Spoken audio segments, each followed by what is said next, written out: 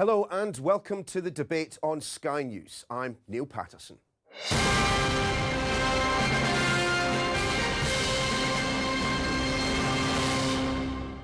Here's our take on developments brought together from America, the UK and around the world. The Charlie Hebdo global fallout. Safety on the streets. Who suffers and who benefits from religious extremism? And walking back to the White House, what are the chances of another President Bush? The French satirical magazine Charlie Hebdo was back on sale a week after the brutal strike on its offices. Its cover showed an image of the Prophet Muhammad in defiance of the extremists' action. But what was the point of the attack? The magazine has printed 3 million copies, more than its usual 60,000.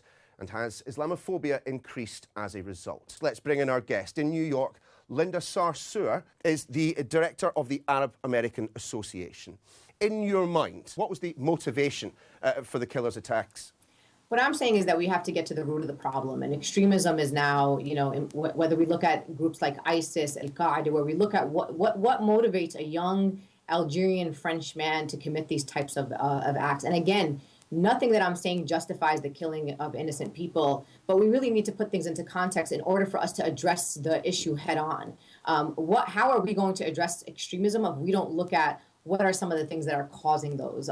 Looking at foreign policy of the West in places like Iraq and in Afghanistan, and looking at what's happening right now with ISIS and in Syria. These are conversations we have to have, and whether or not we want to connect that to what's happening, I think there's a direct link to what's going on. I also think about crime in general, right? Not specifically terrorism. Many people who commit crime or join gangs or are motivated to join these groups of people who commit acts of crime, there's always reasons: marginalization, alienation. It's not usually the prestigious doctor who is living in a villa in the mountains of France who's going out to commit terrorist attacks. Most often these are unemployed, sometimes mentally ill, disturbed. We really need to get to the essence of what's going on. And France hasn't been very friendly to the 4.7 million Muslims, but the story should also be that the majority of the 4.7 million Muslims who live in France are actually peaceful and are not going around committing terrorist attacks. And the story has been branded Islam. It's been branded, this connection to worldwide terrorism. And I think it's inflaming a conversation and potentially Islamophobia. We heard about fire bombs at mosques this past couple of days. There were multiple attacks before the attacks in France, in Sweden. We saw thousands of people on the streets in Germany protesting Islam and foreigners. I mean, this is a big pot boiling over in Europe, and we need to figure out how to contain that as soon as possible. Jeffrey, I mean, does appear to be something of a mixed message, at least from the Muslim community. On the one hand, one can say that these individuals acted because of their faith, because of their religious beliefs. But on the other hand, frankly, anyone who commits an atrocity such as this because they've been offended by a cartoon clearly has something wrong with them. Oh, quite clearly. I'm afraid that Linda has brought up every tin can cliche she could think of. And while I disagree with most of what she said, she does have a point about some of the things. First of all, France does not get an F for multiculturalism. I lived in France for many, many years, and it is one of the countries in Europe that actually accepts the Muslim population better than others. Let's talk about Germany if you really want to talk about a problem. But no, France is very, very open to that sort of thing. The problem is that most of these young men, and they are men, and of course in the case of the young woman who's now on the lam in Turkey someplace, they are French. And they have been, to some extent, disenfranchised from the system. I agree with you. There are real problems in the banlieue, the suburbs of the big cities. You find it also with different ethnic cultures in Britain, for example. There are real problems in homogenizing, but some of it is because they don't want to homogenize. Some of the immigrant communities do what they can to stay apart. These two young men were French. I'm talking about the two brothers and the third fellow. They were all born in France, and they associated themselves with groups in Algeria and took to the streets and to weapons with a certain type of insanity. Is it to blame Are the French to blame for not incorporating them totally into the system? I'm not so sure that's the answer. They were inflamed by radicals outside of France to react to freedom of the press. And I think France has responded quite well. It would be easy to dismiss what happened in Paris simply as the acts of a couple of individuals who, frankly, some might argue would be mentally ill. But as Linda was saying there is an extra dimension. There are layers of complexity to this issue that if we are to tackle Islamic fundamentalism at its root cause, we simply can't ignore. You know, I find what Linda has said to be quite chilling. I find it to be very upsetting, and it's also a part of the problem. You know, it is one thing to have a society in which alcohol is outlawed and violence against strict laws against adultery and all these other things are regularly subjected to public humiliation. But the purity, in my opinion, falls apart when women are raped with impunity and sold into slavery as the spoils of war. Certainly Islam is not the only religion with a vulnerable underbelly of vice and corruption. Actually, far from it. But radical Islamists, which she will never call them radical Islamists, she would never mention that term, seem particularly humorless and impervious to self-reflection in this regard. When ideological purity, Linda, is forced at the point of the sword, this, to me, there is little or no wiggle room for dissent. Any idea that conflicts with the party line is met with instant recrimination. And when the alternatives are obey or die and difference of opinion becomes a de facto of violence, you got to be kidding me? Think about how they treat women in Islam. Look, of course, all Muslims are not that way, but I don't see Christians and anybody else running around the world wreaking havoc with this terrorism. Linda, do you see the Islam espoused by the two brothers who carried out these attacks as on the same spectrum as the Islam worshipped by those many millions who say, not in our name, we take offence at those cartoons, but we wouldn't carry out an attack in such a fashion? Again, I mean, if we want to be real analysts, we need to get to the root of the problem. We need to look at the complexities. I don't know if you guys know, but those brothers were aspiring wannabe hip hop artists. They were drinking, they had girlfriends, they had sex out of marriage. And then we see the other side where you see people in, you know, ISIS showing you prayers and they're praying like 5 times a day and they're devout Muslims. This is not a question to say that there aren't radical Islamists or radical Muslims or there aren't extremists in Islam. I absolutely agree with that. But my point here is you want to talk about freedom of speech and freedom of expression. I'm the first person to protect the right and defend the right of Charlie Hebdo and others to put out and draw whatever cartoon they want. But what I'm saying is, why isn't the story about the Muslim clerk at the kosher market who protected customers who were at the store? Why isn't the story about Ahmed, the police officer, the first victim of these extremists, who's the first one to be shot down? What was he doing? Defending the Charlie Hebdo building. These are not the stories. Then I'm asked to condemn a fringe element of Islam, which you guys agree with, this renegade group of people. But we don't ask Christians to stand up and defend when a Christian goes out and tries to bomb an NAACP building in the United States of America. Thank God nobody was hurt in that situation. Timothy McVeigh was a white Christian. We have a white supremacist who walked in a Sikh temple in Wisconsin here in the U.S. We didn't ask white Christian or white supremacists or the KKK to stand up and denounce the violence by this man. This is the problem that we have, that we continue to focus on this element that Islam and the Muslims have to do this. No, to address extremism, we need to come into this together. You cannot create an us versus them. We need to come together and address the root of the problem. And the root of the problem is not just some renegade Muslims. Jeffrey. Wow, us versus them, Linda? Please, please. The fact is, the young Muslim in the kosher butcher shop in Paris was the story. That story got widely reported. The first policeman to die in that attack who was Muslim was the story. That story got widely reported. What I don't see is Islam standing up. Where are the leaders of Islam? The moderate leaders. They marched in Paris. That was great. But where are they in the Arab world, in the Muslim world, condemning this sort of thing? We do condemn Timothy McVeigh. He was sent to trial and executed. We do condemn the bombing at the barbershop, which was next to the NAACP building in Colorado. And it's still being debated whether or not it was a bomb against the NAACP or against the barbershop. The FBI is looking into it. That was a story. No, you're filled with these cliches. There is a case to be answered about the aspirations of young Muslim and young Arabs who were born in France and their ability to rise through the economic cycle.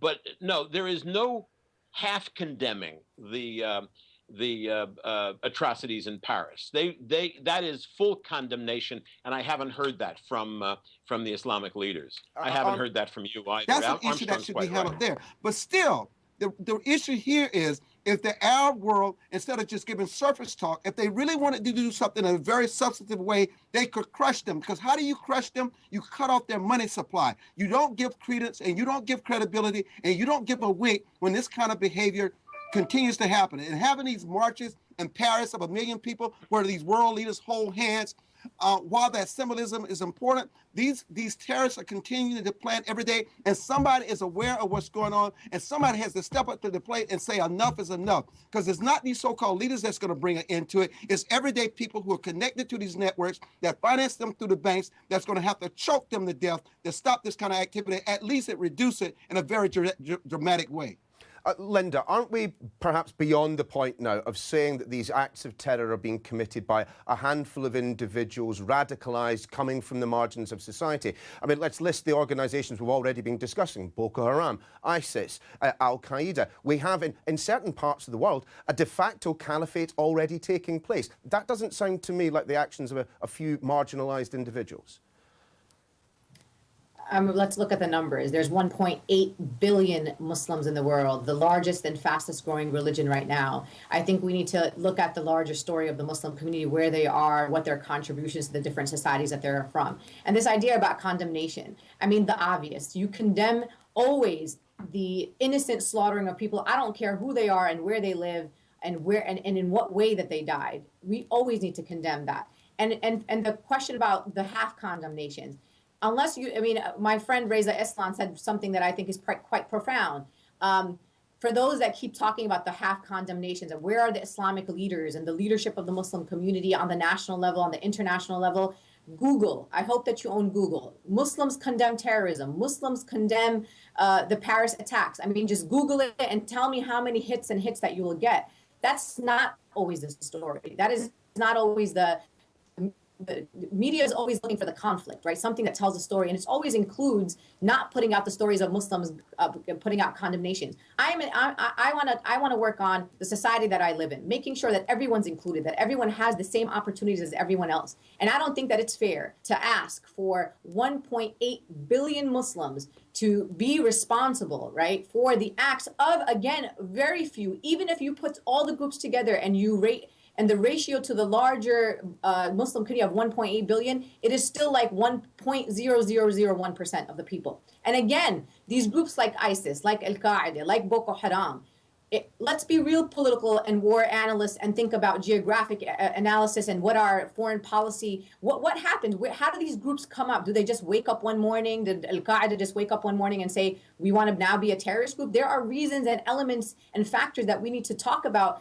that create groups like ISIS, and not just Islamic extremist groups and other extremist groups. What creates these groups? It's not a justification for them being terrorists or extremists. And if it was up to me, we need to eradicate all these groups off the face of the earth. How do we do that? We have to figure out how they started, why they started, and start addressing these root of the problem and stop saying, well, it seems like it's a really big problem right now. It seems like there are more than just a few of them. Okay, great. Let's agree on that. How do we address that problem? And these conversations are not going to the root of the problem, and we're not eradicating ISIS. As a matter of fact, what we do is we fuel organizations. When we have media outlets showing you videos of ISIS beheading innocent people, we're being free publicists. We're giving them the platforms that they're looking for.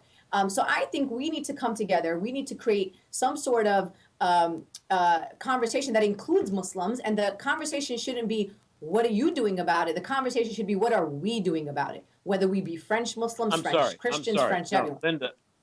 Linda, you've become an apologist for this. Let's talk at one country, Yemen. Why has the government of Yemen, supposedly our allies, allowed this group to function? If the government of Yemen really wanted to do something about it, they could eradicate this group in Yemen tomorrow. probably by this afternoon. That's nonsense. These people are being allowed to function and allowed to flourish, not in France, not in the United States, not in Britain, but in the Muslim world. And that's inexcusable. Why are you calling them your allies? That's the problem with the United States. We're a hypocritical government when we're sitting in the cahoots with countries like Saudi Arabia. Like destroyed any validity to your argument. No, Linda. We need to get to the root of the problem, and you're not getting to the root of the problem. Shame on you. Shame on you, Linda. You're an apologist for these people, and it's utter nonsense. You cannot do that. Sorry.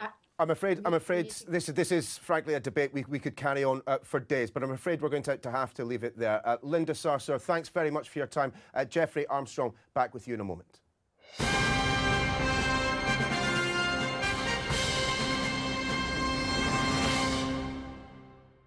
So, just who is going to be fighting next year's presidential election? Yes, I'm afraid we're already talking about it. Could we see another Bush-Clinton campaign? John Ellis Bush, we know him as Jeb Bush, is gearing up and raising funds. Well, Dr. Philippa Malmgren is a former advisor to President Bush. So I suppose I don't really need to guess who you'll be voting for come the election.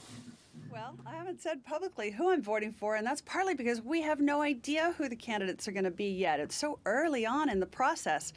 And even on the Democrat side, it's by no means obvious that Hillary Clinton will be the nominee for sure. And on the Republican side, everyone thinks it's a no-brainer that Jeb Bush will be it. But within the Republican Party, I think there's still some resistance to this idea. So, a lot can happen in politics in a very short period of time. So I don't even know who I'm voting for yet. But yes, you're right. I'm likely to vote for the candidate who's a Republican. Might I just gently suggest that when it comes to the Republican nomination, there might be two names to consider. Jeb Bush and a name that will also be pretty familiar to our viewers, Mitt Romney. Yeah, I mean, clearly Mitt Romney is playing around with the idea of coming into the race. What's interesting is that none of these candidates on the Republican side are coming in with a kind of on the front foot approach. Even Jeb Bush suffers from a slight sense of a reluctant candidate. And Mitt Romney suffers from a slight sense of, I should have had it last time, maybe there's a chance this time. And I personally would like to see candidates come forward with a stronger sense of conviction. But again, it's early days, so you kind of can't blame them for putting a toe in the water. And frankly, what I'm advising here is hurting Hillary Clinton, who comes in with an attitude of imperiousness of kind of, hey, it's mine, which I think is turning voters off even on her own team.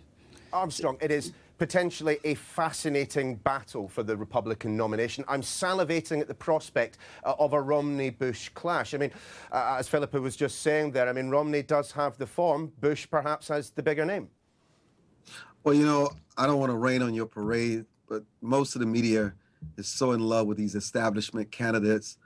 And of course, that is what you'd like to see. But listen, there's within the Republican Party and even the establishment and even people who give substantial dollars, they're really snarling at the fact that Mitt Romney, who had the nomination and lost, would even be considered and run again. The Republican Party actually operates like a hierarchy. He's had his time has passed. I think many people will be shocked if Mitt Romney decides to run, because if he does decide to run as an establishment candidate, it's going to do more than harm Jeb Bush and Chris Christie, and also they take away from that money pool. And I think within their camps, they're going to do everything they can to stop him in his tracks. Jeffrey, I mean, what do you think is the likelihood that by the time we get to the point at which they are officially seeking the nomination and they're not just dipping toes into the water, we would see both Romney and Bush going for it? I mean, as everyone's basically been saying thus far, there is a finite amount of money in the world, although let's not forget that Mitt Romney has plenty of his own. Well, there was a man in American politics for a long time named Harold Stassen, who had been the governor, I think, of Minnesota. He ran for president 10 times. Mitt Romney is becoming the Harold Stassen joke of the 21st century. Mitt Romney doesn't stand a chance. He was rejected by his own party 6 years ago. He was roundly rejected by the country 2 years ago. He will not go through the course. Jeb Bush, another story. Jeb is trying to deny history, deny his record, deny his political stance, move towards the middle to become more acceptable. But that means risking the loss in the primaries. The right wing of the Republican Party would never go for him, and the country's fed up with Bushes. Who does that leave? Chris Christie, who's completely unelectable, couldn't even get reelected in New Jersey if he ran again. Scott Walker from Ohio, who may be in with a shot, but they tried to impeach him. George Pataki's on the list, former governor of New York, a forgotten man. And then you've got the clown car brigade. You've got Rick Santorum and Mike Huckabee, Rick Perry, Ted Cruz. Boy, that would be great. I mean, I would actually send money to the Ted Cruz campaign, because then Hillary would win 70 states and there are only 50.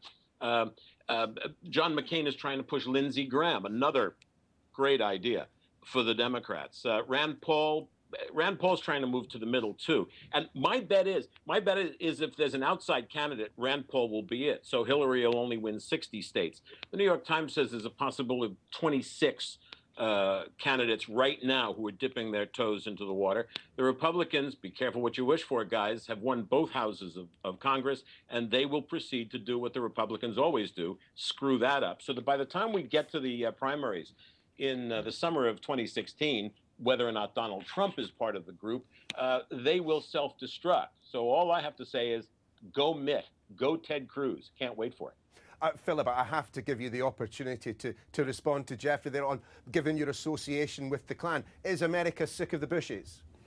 You know, I don't think it as sick of it as the media would like to think so. And I think that Jeb Bush will prove to be, he's more conservative than people give him credit for. And I don't think he'll have as hard a time with the far right as people say. But the real issue is globally, we're seeing general public saying, I'm tired of the old gang, I want somebody new who can fix problems. And therefore, there's got to be a premium on all these candidates that nobody talks about and hasn't really heard of. I think the outsider odds are very high in this particular election. And let's not forget, the last few presidents were similar. I mean, Bill Clinton came out of nowhere and basically won because all the establishment figures on the Democrat side said this race is too hard to win, and they dropped out. It was like the water boy on the baseball team said, let me have a go. President Obama arguably came out of nowhere. And I don't see why we can't get another candidate like that. And if anything, I think Jeb Bush is going to define what the issues are at one end of the spectrum. And I think Ted Cruz is going to have a voice in this and will define the issues at the other end. And the candidate that probably comes forward the strongest will be a third person who establishes what's the right place to be between those two guys. Armstrong, I mean, given we've had 2 terms of Obama, I mean, do you see the Republicans, possibly because of that Cruz effect, whoever the candidate is, do you see them being pushed further to the right than perhaps ever before? I think it's obvious by the coup they tried to pull to make sure that Boehner did not win the speakership on the first ballot, that obviously Boehner and Mitch McConnell has more respect within their party because they see them as consensus builders, and they work very close. They work very well with the president, even though they don't get enough credit for it. And look, you say whatever you want to say about Jeb Bush, but look, I know people are probably saying we don't want a monarchy here, but the bottom line, Americans are really desperate for leadership on the foreign front. They're desperate for it on the domestic front. And if Jeb Bush has the right ideas and the right leadership, and he can sort of get his issues together on immigration and Common Core and shoulder his base with conservatives, look, you cannot count him out. I think the fact that he is a Bush, no one's going to question his ability to lead and his ideas. I don't think you can count anyone out. I think, though, that this is an opportunity for a dark horse to rise. I think the Republicans have learned from the past when they did not have the power and they were out in that valley. And I think they will come together and they will not do what Jeffrey's trying to indicate. They will show leadership. They will work with the president. They will get things done for the American people. And I think if they do this, if they deliver through substance and not through rhetoric, I think it gives the Republicans a great chance to do something that rarely happens in history, where they control all 3 chambers, the White House and Congress. Jeffrey, well, briefly, the height of Armstrong. Yeah. Armstrong, the height of their leadership was Mitch McConnell coming into office saying, "My job is to make sure this is a one-term president." That's real leadership. That's for Jeb Bush, history. You keep going back to that. That's no, ancient it's not history. Ancient Give us history. something It's new. Mitch McConnell. We're beyond It's that. Mitch Give us McConnell. something new. We've heard that before, please. Come on, give us a And break. it's real. It's Mitch McConnell. What has That's he the said kind of since becoming Republican majority feeling. leader? What has he said since becoming majority leader? You can't even tell us because you're so Hey, stuck in guys. the Oh, past. please. I have a question. He's going to push through. He's going to push through all the social legislation that none of America wants. Let's talk about Jeb Bush. Jeb Bush and his leadership. Jeb Bush could not even win Florida in a presidential election. That's what they think of his leadership down there. I think you're right that the dark horse has a real shot at this. But he's going to have to come up pretty soon and make himself known, because the main candidates, Christie and Walker and Bush and Romney, are absolutely going to self-destruct. There is no doubt about that. So a dark horse, yeah, sure, maybe. But here's my question, is why is it that all the polls show the American public wants bipartisanship, and yet it seems to be the one thing that neither side can deliver? And the question is there a place for a candidate who really supports bipartisanship, or does that kill them in their effort to win? Got to leave it there. Dr. Pippa Malmgren and Jeffrey Robinson and Armstrong Williams, as always, thanks very much for your time. Well, that is your lot for this edition of The Debate. Until next time, goodbye.